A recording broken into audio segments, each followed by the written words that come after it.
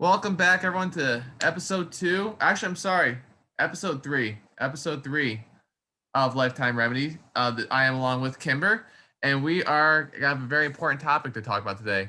The main thing your body needs is a liver, and how does a liver help you on a day-to-day basis? So we're gonna dive deep into it a little bit. And if you were listening to Kimber's and Buddy's, I think it was late night Tuesday live they had on Facebook, they dove a little bit into it, but there's others around the world that need to know about this too, Kimber. So I think we should dive back into it again. What do you think?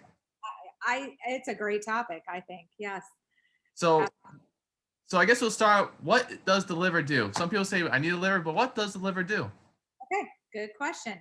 So the liver is like a sieve in your body, right? So everything that you touch, everything that you eat, even things you smell, things that you put on your body, they all actually go into the bloodstream. The bloodstream goes through the liver. The liver acts like a sieve and it pulls out all the toxins that you might have come into contact in one way or another with through the things that you're touching or eating or putting on your skin. We just don't think about our daily life and how many toxins we come in, we are exposed to throughout our day. So even down to your shampoos. People don't think about shampoo as much as they should, but interestingly enough, it only takes 22 seconds for something to touch your skin and get into your bloodstream. And then from there, it's going through your liver. How about that? So I guess it's safe to say that the liver is more of a filtering system for the whole body with the toxins and everything that we need, nutrients, vice versa. Can you expand on that a little bit? You bet. So it's interesting because I was actually just talking with somebody 2 days ago, and she was asking me, a client that I work with, and she was just expressing that she's feeling sluggish lately, and she's doing all the right things, feeling sluggish lately. She's gaining weight, and she says I can just look at food and gain weight. And she was expressing that she was experiencing some hot flashes and whatnot. So right away I said to her, we've not addressed your liver at all. Let's go ahead and take kind of look at your liver. And so we started to talk about her liver and how she was a classic person of what's called estrogen dominance. And in that way, what happens is your liver actually gets kind of clogged, right? So the sieve, if you can think about it, or the filter gets really clogged up and it's not able to filter properly. And so what happens then is hormones can back up into your body, and you can get what's called quite often estrogen dominance. Other things that, if you've got some backup and sluggish liver and it's hormone related, mood swings or PMS can really be very key factors in a sluggish liver. But that's not the only thing. A sluggish liver can actually cause some blood sugar problems. So you could potentially have some energy slumps during the day. You can find yourself craving sugar, or even waking up in the night. So if you happen to be waking up in the night, it's not normal, right? Our body is designed to sleep, rest, digest, do all that. If you're waking up during the night, that is not normal. So let's take a look. Could it be that your liver is congestion? Possibly. The seasons are changing. So allergies. Do you struggle a lot with allergies? Interestingly enough, we can find our immune systems struggle with a sluggish liver as well. So when our liver is clogged up, if it's sluggish, if it's not working optimally, some of those seasonal allergies that can be even worse. So if you're finding yourself saying, gosh, my allergies are worse than ever, it could be your liver. So some other really common things that I identify to a liver, a sluggish liver, are things like chronic fatigue. Are you exceptionally tired lately? Is it, there's nothing, no reason, external reason that you should be tired, like you're not working more necessarily or having a tough week at work, but instead you may have just a sluggish liver.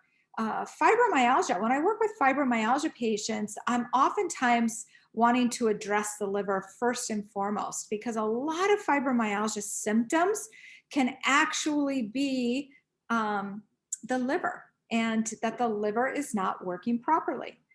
But we have other things too, that I look at when I'm working with patients, like if you're not digesting well, or you have an inability to digest fatty foods, if you're bloating or constipated, or here's a big one. A lot of people think this is a great thing, but actually it's a sign of a congested liver, and that is not hungry in the morning. So, Let yes, me interrupt that, but I was always told by my grandparents that breakfast is the most important meal of the day. And I have yes, to respond with, why am I not hungry? Why do I could make it past breakfast and be fine? Why is that like that? And it's been like me. I could be the one who admits it going through yeah, the process. So I never knew that. That's interesting. yes, yes. So, your liver. So, although, addressing your liver and getting your liver, unclogged, there's various different things that we can do to help your liver really get unclogged and get optimal. So how is it? Oh, sorry, you're still going. I apologize. Go ahead. No, go ahead. I was gonna say, how important is it dieting? Like even before you even have symptoms like this, like how important is dieting for your body overall? Right. I mean, it seems like it's just a tough thing to have when your liver gets to that point. Right. Your diet really is foundational. And so we have to really take a look at our diet.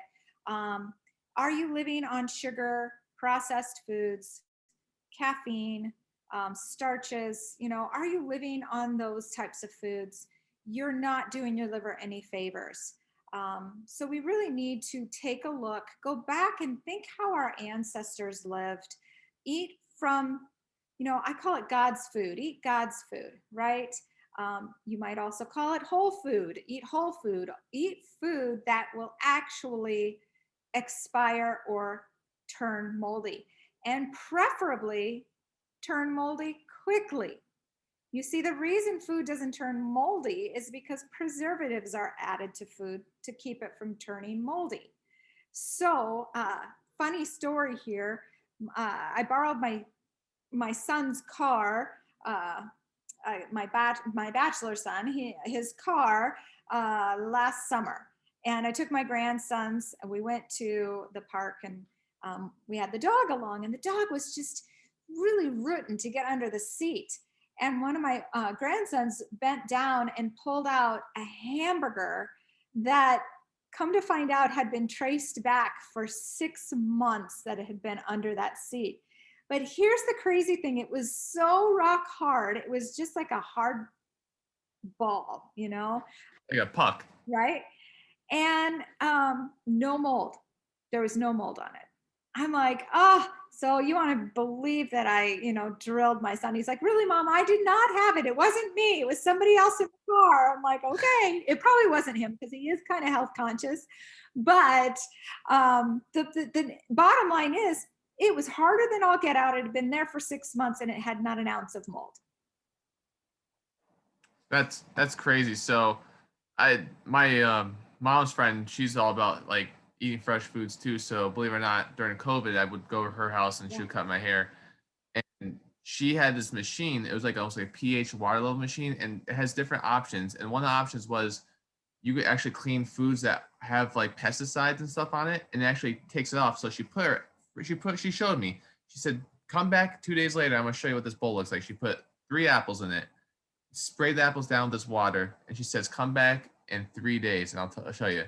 So I came back in 3 days, and this water was a yellowish tint to it. It had a yellowish tint to it, and it was the pest. She goes, "Now you can eat this fruit, and this fruit will mold in a day or two."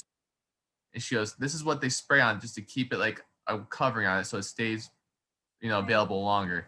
It's kind of disgusting when you look at it, Well, to be and honest with you. that's exactly what we're putting in our bodies, Justin, and that's what our liver, that's the work that our liver is having to do. It's having to pull all those toxins out and do something with it.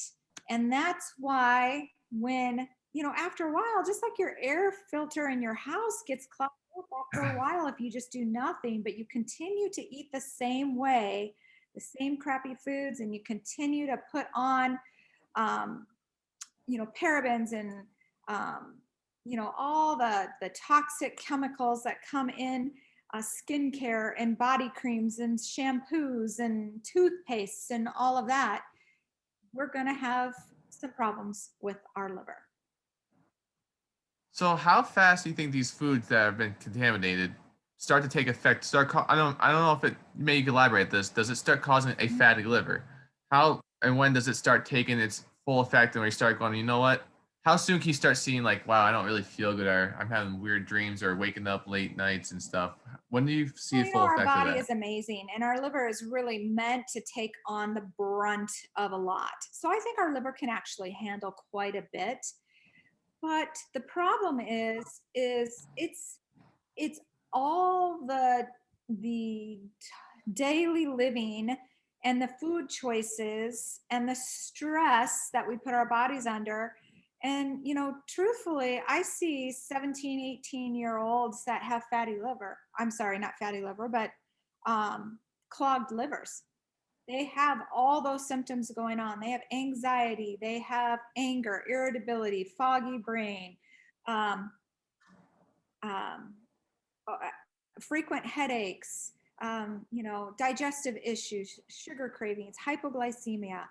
Um, Here's another interesting little clue to a clogged liver: overheating. I'm not talking about necessarily like hot flashes. I'm just talking about, are you someone that overheats super easy, right? Yeah, well, I kind of get warm sometimes. I'm like, did someone turn Right. temperature up? And I'm a guy, so I don't get hot Yeah. flashes. So, Yeah. um, you guys are listening. Yeah. It Yep. happens. At young ages, 17, 18 years old, I see that. And so what do? Well, before we start to treat the symptom, let's clean up the liver. Let's simply do a liver cleanse, a liver detox, get the right foods going in you, make the healthy choices, identify the stress that is penetrating your life and causing your body not to work well, and let's get your body in a healthy state. It's amazing to me how many times I even see kids with severe acne. Oftentimes I think two things: I think liver and gut. But what are they doing? Yeah. They're doing birth control pills. They're doing what is the really killer acne medicine? I can't even. Oh, proactive or what it's Not called? even that. I mean, this is like a prescription based. I Oh, can't even think of it right now, but it's intense. I mean, these girls need to go in every month to get their blood drawn just before they can get a refill on it. I mean, what is that doing to the body? that's not really healthy when you have to make sure that you're medically safe to even try this. Exactly. Right? When all in Yeah. the end, acne could simply be a clogged liver and an out of balance gut, right? And it's crazy because it's hormonal changes. Most people when they start getting this is when they're teenagers, 16, 17, becoming young kids to adolescents to Yeah. adults. Yeah. So not that time to go, you know what, let's watch how my levels go. And if it gets worse, maybe I need to start getting checked up on That's that. exactly right.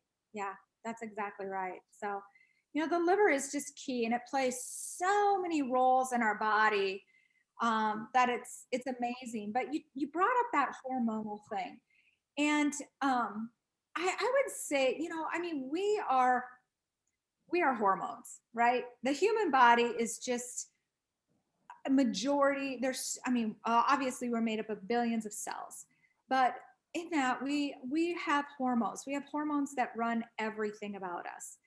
um, and what I find is a sluggish liver is going to disrupt those hormones by causing things like those blood sugar issues. even down to poor storage of minerals and the healthy fats that we need in our bodies. The liver stores fat soluble vitamins like A, D, E, and K, and then minerals like copper and iron, and it releases them into the blood when they're needed. And when those minerals run low, or our body just simply does not have enough of them, we get things like joint pain, mood issues, brain fog. Our our overall wellness is impacted, and we just don't make the connection very often that it's our liver, right? Yeah. Our liver that So, is overloaded. so here's the thing about a liver. So doctors around the world, me specifically, I'll use me as an example, was told that you have a fatty liver. Don't worry about it. It doesn't go away. It's there. Just accept it. Unless you've been going through cancer, unless you're gonna have chemo next 2 years or radiation, don't worry about it. Can you say, is there an honest way that you could reverse a fatty liver? I mean, it might never become perfect, but to get it back to almost normal levels, is there a way? Well, yes. And before I answer that in going more depth, I'm going to say, and how old are you, Justin? I am 29. 29, and you have fatty liver. Yeah. You are young. So you ask the question of, how fast does this happen? You are a 29-year-old with diagnosed fatty liver. Ugh, you're not that Hug is old, right. right? So now to answer your question, yes, fatty liver can be reversed. And I'm not sure why that is such a misconception out there that it can't be reversed. How do you do it? Well, you got to change your lifestyle. You got to change your behaviors. You've got to change your diet.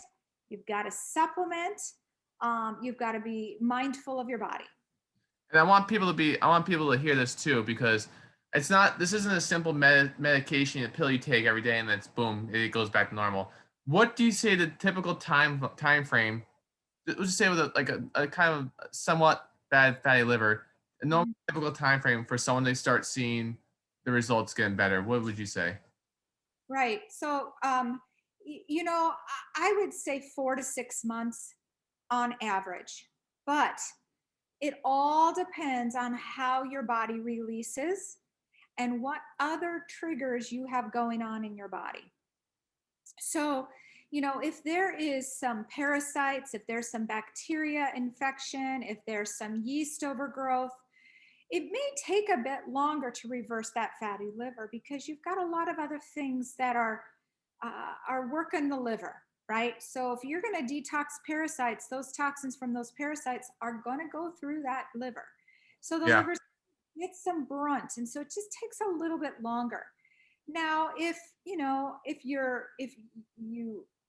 don't have any of that other stuff going on, and you simply have a fatty liver, you're probably 4 to 6 months right in there. And again, it's how compliant you are, because it's not just like you mentioned, it's not just the pill. It's uh, the diet, it's the behavior, it's the lifestyle, it's the mindfulness, it's all of those things that are going to make a huge difference in how quickly your liver is restored to full function. And I have something I'm gonna add to it, but I'm gonna save it. It's a person's question that we have, so I'm gonna save that to the end. To the end of it. But I think a liver. So you reverse it. You do the 4 to 6 months. You get to the point where, all right, I feel better. I feel great. I'm ready to go on my life. How important is it to kind of stay on that right path? Like, how susceptible are you to getting back to those old ways of regaining a fatty liver if you don't follow that path? Well, very susceptible. And we probably most commonly know that as, the yo-yo dieting, right? You and Yeah. and so fatty liver would be somewhat of the same thing, because you'd never have to go on a diet again if you ate healthy foods, ate, God provided foods, if you moved daily somehow, and you had coping mechanisms for your stress, and you slept well, you'd probably never have to go on another diet again after you lost that weight. But what happens is your treats become your habits, Yeah. and you stop moving and you allow the stress to get back in you, and you lose those coping mechanisms, and um you become the old you instead of the new you. Yeah. And it's crazy because the liver doesn't just filter um your your vitamins, your minerals and everything, but I also know it does bile too. So it doesn't have to be, it doesn't, I don't know if I want to say fatty liver causes like disruptive bile, but I could say even a sluggish liver could probably do that too, right? What's your outlook on that? What do you think? Well, that's a good yeah. So, obviously when the liver is struggling, everything that the work of the liver is going to be affected. What is the liver's main job? It is, yes, to detoxify and to produce bile. Yeah. So when we have a non-optimal working liver, we are going to have a the liver is going to have a hard time doing its job. Yeah, absolutely. And it's crazy. So I mean, you don't have to give me examples, but I've Body said, he goes, my liver's 12% fat. Where do you kind of go? This is like a huge danger zone. Like you like are like in the, you don't want to go any further with fatty liver or you're gonna be in trouble. What percentage do you think is like, okay, you're in like bad territory? You know, I I would say I tend to look more at the symptoms that someone is presenting with. Are you immune compromised, struggling, you're sick all the time, lack of energy? Do you have some major other side effects going? That's when you're really taxing out uh, your liver, and really what's going to happen is the other organs are going to take the brunt of it. And so many people are going to start struggling with their gallbladders. Yeah. Many people are going to start struggling with their pancreases, right? Pancreatitis. You're going to pick up some pathogens because your liver like we've talked about, is designed to pump out the bile. The bile gets stored in that pancreas, and concentrated in that pancreas. Guess what job amongst many that bile has? Bile is a fantastic antibacterial. How about that? I never knew that. So when your bile is affected, let's trace it back, right? Root cause. Let's go all the way back. When the bile is affected, go all the way back to the liver. You're going to have, God designed our bodies to really have this inside antibacterial agent to take care of all the bacteria and the pathogens that creep in. You're going to have problems with that. So you're going to have bacteria creep in. You're going to have pathogen or parasites creep in. So that So leads me the system gets out of balance. right. So that leads me to think. So I guess we can start saying, hey, I have like maybe like a parasite, or maybe I have something going on, bad bacteria happening. I think you might want to start questioning is my liver functioning doing its full job, or is it kind of slacking off right now? Like that, it seems like that might be going, wow, that's my first indication. My liver isn't doing its job, and now it's letting these things in. So once that starts slowing down, then you start gathering more of these symptoms of everything else in every other place. So I can see why you go, you know what? We need to get rid of this stuff first, and then we need to detox and get this liver back to its normal function. Because if it doesn't ever get back normal, you're not going to be normal. Well, and so many times, that's exactly right. And so many times it's like a clogged sink, right? If your Yeah. liver is clogged, everything's going to get backed up. So no matter what we put in, no matter how we try to fix it, unless it can drain properly, unless it's working properly, it's never going to work the way that it's supposed to work. My goodness. So that is a lot about the liver. Like a lot of things. Even I've been looking at the liver in the last couple months and just caught brand new little ideas from what you just said. I was like, wow, never thought of it that way. if you're watching this episode, you're gonna see me go, oh, off go. I didn't know that. Like it's new. It's nice. It's informative because maybe if you start noticing some things where like you go, wow, been tired for the last 3 weeks. What's happening? I don't feel sick, but I just feel tired. I don't know what's going on. You might be able to get a head start and jump on this before someone like me who's been waiting years ahead. Yes. Yeah, absolutely. And I just say I always offer a complimentary consultation, a 30-minute complimentary consultation. Just reach out. Let's have a talk. Let's discuss whether or not it's your liver, right? Yeah. It's a very simple little thing that let's do a liver detox. Let's get your liver in a healthy place. Work on your foods a little bit, work on your stress, your lifestyle, all of that. And you can be avoiding just health disaster down the line. That's where I started. Legitimately, that's where I started. So, free 30 minutes, guys. I mean, what do you got to lose? What do you have to lose besides 30 minutes of daylight, maybe? What a big deal. But you know what? You get to enjoy the rest of your years feeling better than sitting there wondering what if, because what ifs will eat you away. Right. That's So, exactly. Yes. since we're on the topic of liver, let's answer some questions. All right. So I have a personal question. I myself am going to throw a personal question out here, guys. This is new. These other people. Here's the first one's mine. I go first. All right. So the first question is: so a liver causes things because it's usually your filter system. Yep. Is it safe to say, like, if your gallbladder is starting to act up just a little bit, that if you fix the liver issue, that it might actually help the gallbladder get back to working to some kind of normal function? It may. Yes. That's a great train of thought. We work backwards. It depends on how your gallbladder is acting up. But if it's giving you a few little twinges here and there, Yeah. um, it's not sick. It's still, healthy. Um, by cleaning up your liver, getting that going, yes, absolutely. I've worked with other patients who, in the same way, we have been able to clean up their liver, and that has taken care of their little gallbladder twinges. Son of a gun. But it's all right because you know what?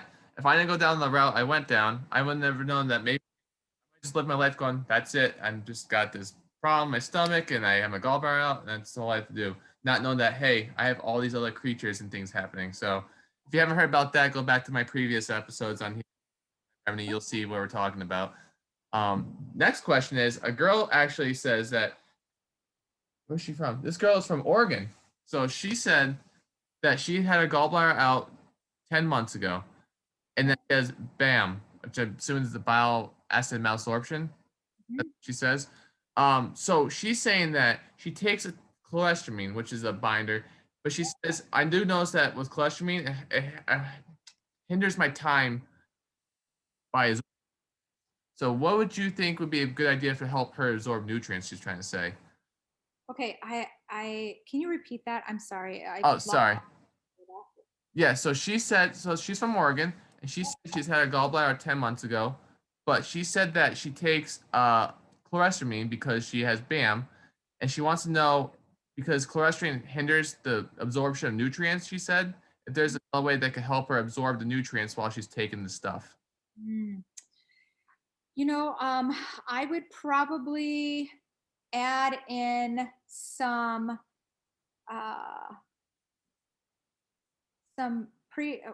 I would add in like a vitamin powder type of thing, like a supplement. It's basically pre-digested food, so your body actually doesn't have to necessarily digest it. It's already digested. It just can get started working right away.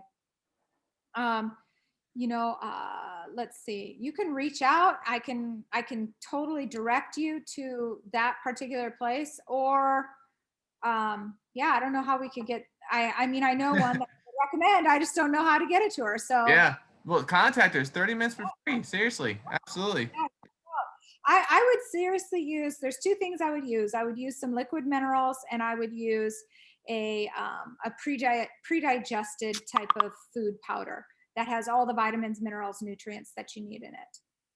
Absolutely. So I had a question yesterday when I was doing a little thing with Buddy. I had a question that someone said, and I was like, That's kind of interesting because she was stating that she felt good for like 3 months. So she got her gallbladder out. She felt good 3 months, and then after, for no reason, she dropped. Come to find out, it was part of her liver and her enzymes. So I guess my question is from that, because this is kind of part of hers and mine put together, is how important is it to have your liver and your pancreas on the same level with each other, communicating? That's a great question. Simply, and I've been there, boy. After I had my gallbladder out, my systems were all out of sync. There's a actual um, circadian rhythm that your organs need to follow, and so they absolutely have to be in sync. And if they're not in sync, you can use different foods to get them placed throughout the week and certain days and whatnot to get them in sync.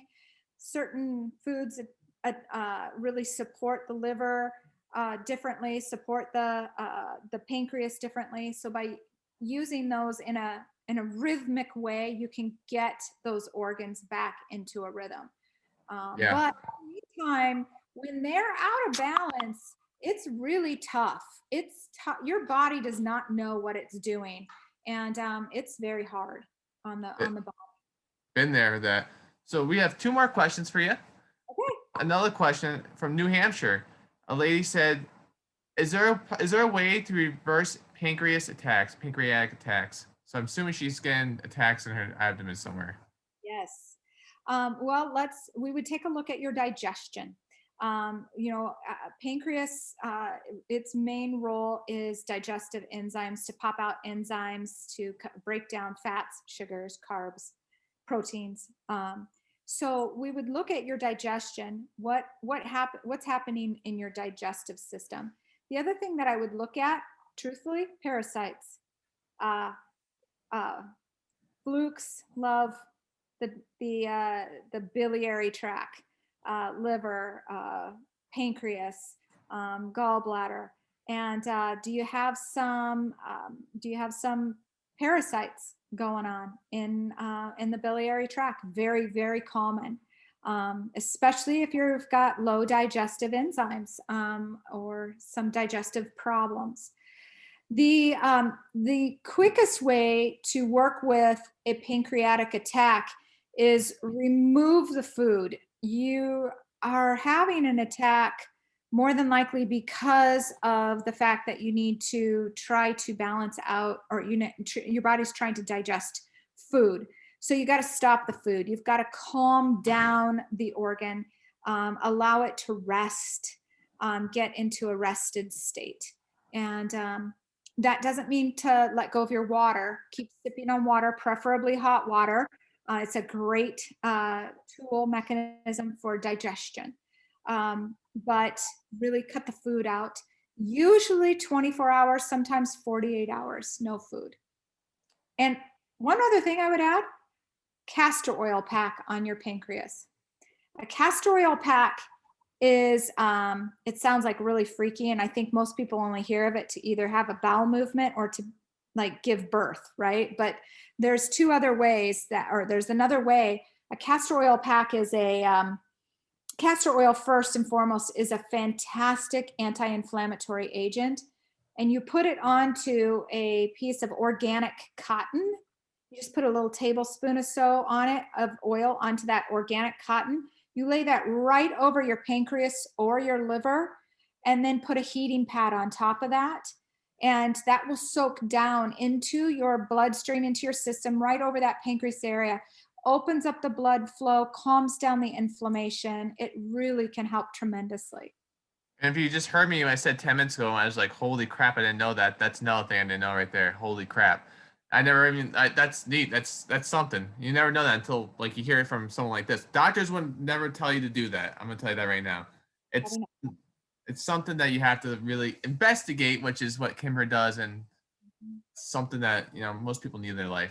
So this last question, it's a guy, he was asking it, and I think we're kind of all gonna know the answer, but we're gonna ask it anyways. So he was diagnosed with a 13% fatty liver 2 years ago. Okay. He loves alcohol. He said he loves his alcohol.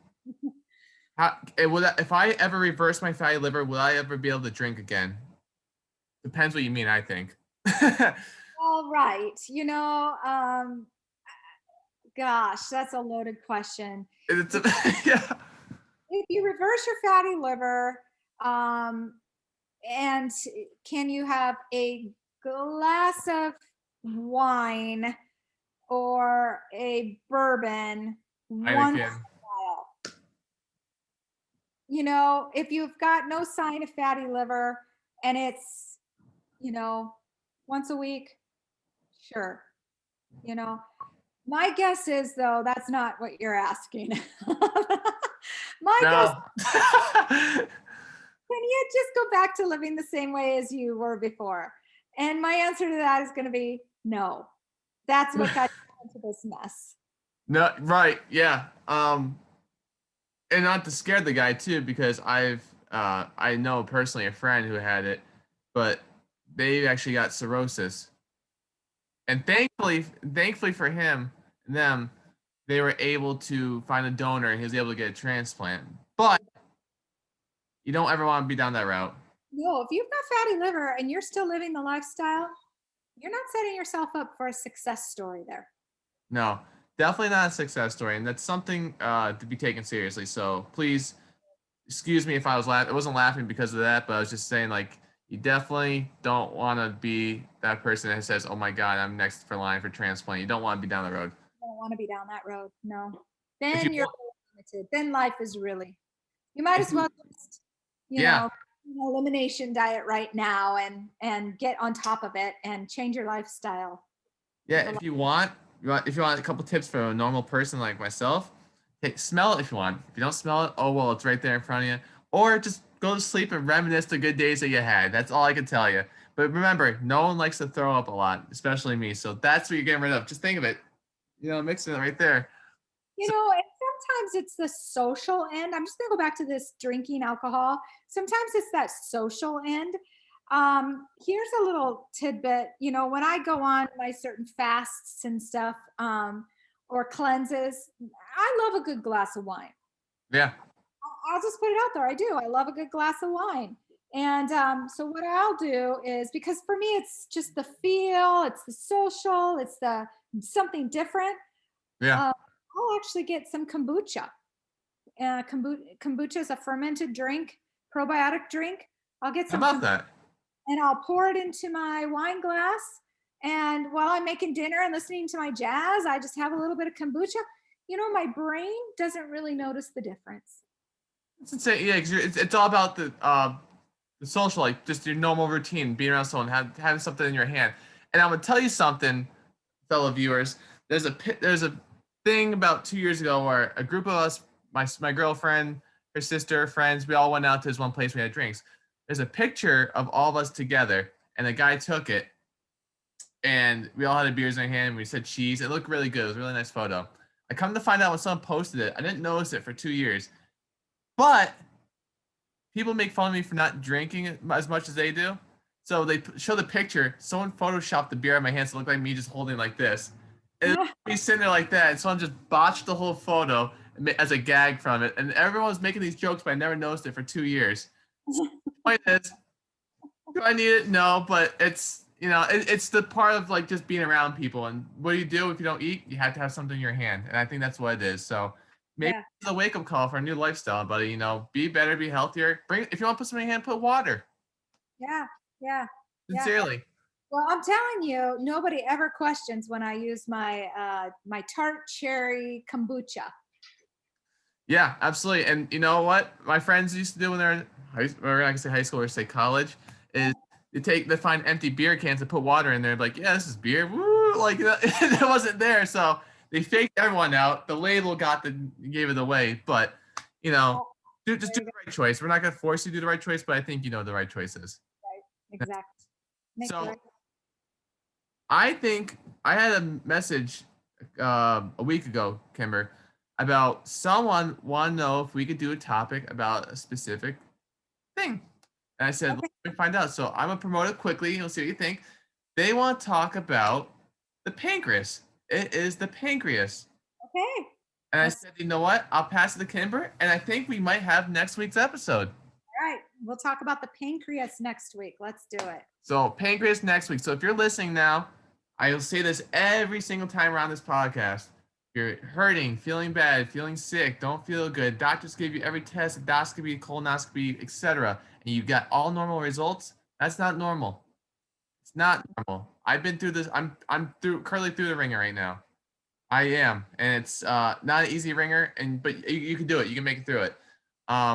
Kimber here, has helped me more as a friend and as a client, just help me just to get my life back. I have some bad days, but more good days. So if you're listening to this, you probably have issues like I do. I'm sure of it, or your friends or family do. 30-minute call, free, and she'll tell you what she thinks exactly. If you need to go through her, if you need to see someone else. Heck, message me the code free30 so I know you're interested. So if you can't get in contact her for some reason, I'll contact her for you, and we'll get this carried away. So don't be afraid to do it. All of our information is all the way on this YouTube website, and it's on the podcast too. So it's on 5 different platforms, guys. Spotify, YouTube, there's Apple Podcasts, there's Anchor. There's everything. So please don't be afraid to use it. If you want to match face to face, here you are. This is what it looked like. This exactly right here is what a call will look like. I'll be honest with you. That's what it is. Simple, right? We just did 35 minutes right there, and it was like that. I think you guys can do it too. So if you're watching, which I've seen all you viewers watching right now, I've seen you guys watching in the last videos, speak up. I know something's going on. There's no reason why you wouldn't be here unless there's an issue going on. And we're here to help. She's here to help. I'm here to direct it to her. So that is what we're here for. So hopefully these videos are very informational for you guys, that you guys understand them. You kind of gain some knowledge of it. You kind of helps you make a decision that, you know what, I want to take control of my life right now, because we only get one life, so enjoy it, right? And that's what Lifetime Remedies, along with Kimber, and I'm helping her out, are all here about. So don't be afraid to contact her. Even email me, message me, links in the information. We'll get you guys squared away. So I think it's a great episode. What do you think? I think so too. I think we just all need to show our liver some love. Yeah, water. I want to see half your body weight, all of you, half your body weight. Drink that water in 1 week. Yeah, half your body weight. That's good. 8 bathroom trips, who cares? You'll feel healthy. But we will see you guys next week on Lifetime Remedies, and we'll be talking about the pancreas. So be ready. If you have questions, please message me. I'll be more glad to ask her them. All right? So this is Justin signing off along with Kimber, and we'll see you guys next week. Bye, everybody. Bye, guys.